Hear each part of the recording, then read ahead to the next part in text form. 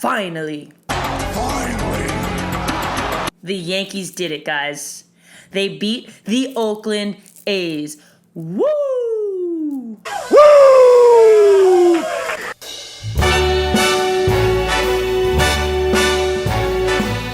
Welcome back to That's Baseball, Erika. I am Erika, as you know. I talk about the Yankees all the time, and I just want to share it with you. So the Yankees finally beat the A's. Yes, they had a not terrible, just like a boring game. Dang, they lost again to the A's. This sucks. On Friday, some good came out of it. Like Luke Voigt is back, and that's beautiful. Thank goodness. I miss that guy so much. I love you, Luke Voigt. And CC, his knee is hurt again. What else is new? But he'll just go on the IL again, as every Yankee has done this season, and get a cortisone shot, drain the fluid, and all is well. He's not going to be one of the starting pitchers on the roster in the playoffs anyway. So am I overly concerned? No. Do I feel bad though? Yeah, It's CC's last year. You want to see him go out on top. But he'll be okay. He's a workhorse. The dude's an animal. So yeah, it sucks, but it's not too bad. So they lost 8-2. I mean, the worst thing about that is that it was another loss to the A's. But yesterday, the Yankees finally prevail in a 4-3 extra inning win, thanks to DJ LeMahieu and this godlike bat that he has this season, leading the AL in batting average at 333, which ain't too bad, especially for a late offseason pickup, I would say, where everybody was questioning why. And thank goodness now, right? You look back at it and you're just like, it's a good thing we did that because the Yankees just couldn't stay healthy this year. And he's carried this. He's the MVP of the team, and he might be the MVP of the whole season, of the whole league. So, but yes, they beat them 4-3. And what else happened? I said it. Gary Sanchez is seeing the ball. Gary Sanchez is hitting. Gary Sanchez is getting hot. 2 home runs from El Kraken yesterday, and he's looking good. Thankfully, this is what Yankee fans know he can do, and it's nice to see him doing it again. Aaron Judge continues to stay hot. I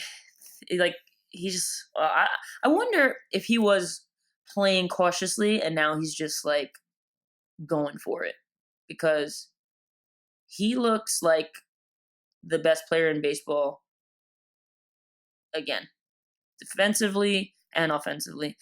He's just all around great, and he's hot right now, and hopefully he continues to stay hot and give these guys a couple, extra days of rest now that the 40-man rosters are implemented, because it is September 1st, and I have a lot to say about that coming up. Also, although there are highs, there are some lows. Didi Gregorius ain't looking too hot. He's striking out a lot, and he's just not getting hits. And he is a key factor in that lineup. Lefty bat, especially in the playoffs. He's done really well in the playoffs the past 2 years for the Yanks. And it's just, everybody goes through slumps. We know that. He did get hurt with that hit by pitch the other day, but hopefully he's turning around. So there are highs and lows. Not everything's all rainbows and butterflies for the Yanks. Didi doesn't look good. But Zach Britton, also a big scare yesterday. I thought he re-injured his Achilles, which scared the crap out of me, because he is a key member of that dirty bullpen that the Yankees have. But thankfully, it was just a scare. He had cramping in his calf. Whew, dodged a bullet. So Britton's okay, guys. No, we don't need to add another one to the IL. Lord knows we've seen way too many this season. I think the Yankees broke a record of most players go onto the IL in a season.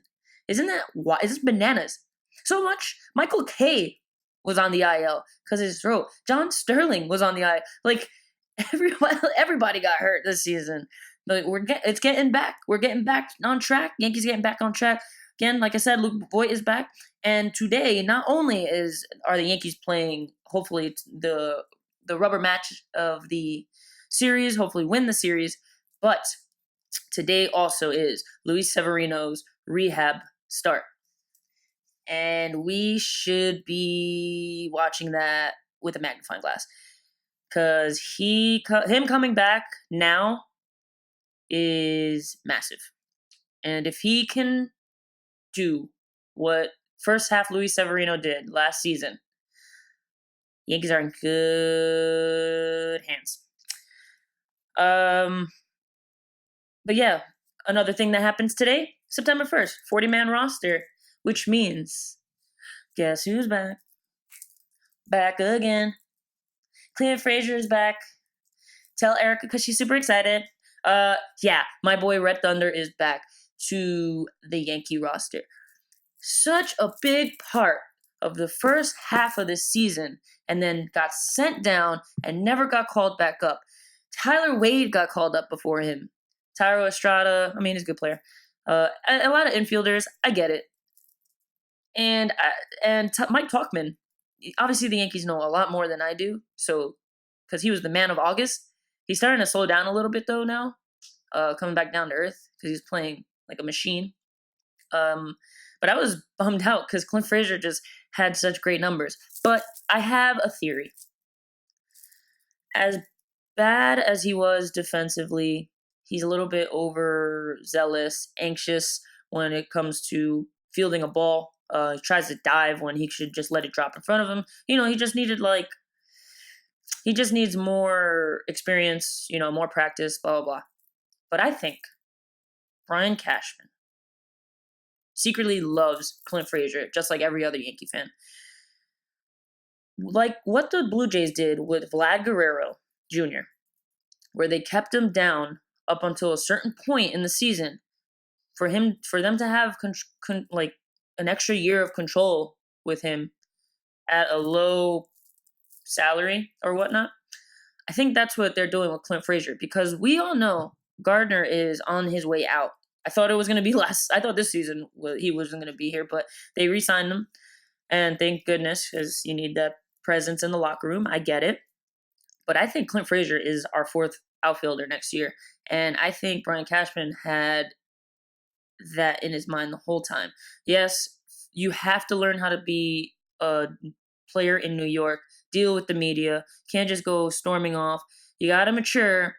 But Clint Frazier is going to be a fourth outfielder and eventually a starting outfielder and an absolute stud with that bat speed. And I think he's going to be really good in the outfield eventually. I've been watching the Path to Pinstripes. He's working on his game, learning how to field the ball better, learning how to get rid of the ball better. I mean, he has a pretty good arm out there. He just kind of has to learn how to field different balls, different angles on approaching the ball, learning how to play a ball off the wall. But I'm telling you, that's why they didn't trade him because they know what they have. And the Yankees needed pitching at the time. They didn't even do anything. So I think there was reasoning behind that. But I'm really happy to see him back. Give some guys out there some rest. Don't want to see anybody else go on the IL before the playoffs start. Because we're in September. This is it. This is the final stretch before, the big part of the schedule starts, the playoffs.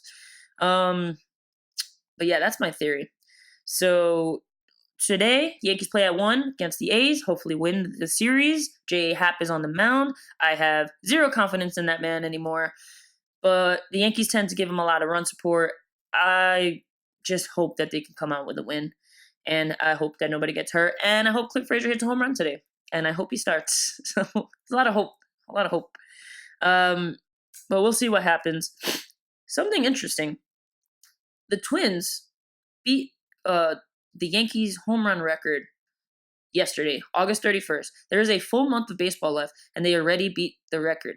The record has been broken twice in 2 years. And before the Yankees had broken it, it had been a while. Which comes down to is the MLB juicing balls? I don't know. I read an article that apparently the manufacturer of the baseballs finally fixed, I guess it was an error on the way they were making these products, these baseballs. But I have one right up there. I should like open it. Um, they actually centered the cork. So that's what their reasoning behind maybe the balls flying out better.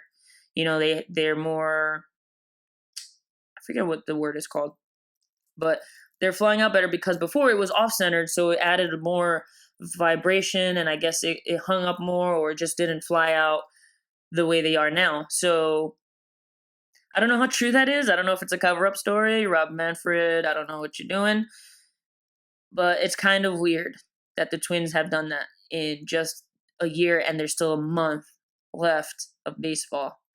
So if you're going to juice the balls, how about we also change the rule of pitchers having to bat in the NL? That'd be cool. Because if you want to see more, sluggers and home runs and all this stuff, don't have the pitcher bat. For them to, I just don't get it. Like, it's boring. It's almost like an automatic out unless you have someone like DeGrom or Syndergaard that'll hit a home run every so often. You know, I I don't like it. I never liked it. I think the 7, 8, 9 batters in the NL, it's almost like meh, and nothing to be worried about unless I guess they're the Dodgers. The Dodgers are stacked 1-8. Um, but yeah, get rid of that rule. Also, you get to see players last longer because you can rotate them from fielding one day to just DHing the other. I mean, if Robinson Cano was on the Mets and there was a DH, their situation would probably be much better for the Mets and Mets fans. Because Lord knows they need a miracle again. But yeah, man, get rid of the DH. That's just my take. I don't know about you guys, who likes it, who doesn't. It's always a 50-50 debate. But anyway, that's my take. Other than that, that's about it. Yankees about to play in less than an hour. So I'm going to go watch the game. I'm going to sign off. But thank you again. Please like, subscribe, comment. I want to talk about baseball all the time. Also, I'm on Spotify and iTunes and everything like that. Listen to me on your ride to work. It's only like 13 minutes. My voice isn't that bad. And if you don't want to see my face on YouTube, I get it. You just listen to me.